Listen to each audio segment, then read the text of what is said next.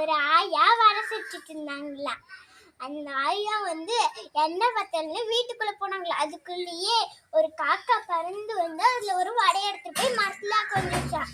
அப்புறம் ஒரு நரி வந்து அந்த வடையை பார்த்துட்டு போச்சான். காக்கா காக்கா நீ ஒரு பாட்டு பாடன்னு சொல்லிச்சு. அது வந்து காக்கா கத்தும் போது அதோட வடை கீழே வந்துச்சா. அதுக்குள்ளேயே அந்த நரி வந்து அந்த வடையை எடுத்துட்டு ஓடிடுச்சான். அவ்வளவுதான் கதையா? மறுபடியும் சொல்லு. வீடியோ உங்களுக்கு பிடிச்சிருந்தா லைக் பண்ணுங்க, கமெண்ட் பண்ணுங்க, சப்ஸ்கிரைப் பண்ணுங்க. பாய் பாய் பாய். முட்டை கொடுக்குறேன். சூப்பரா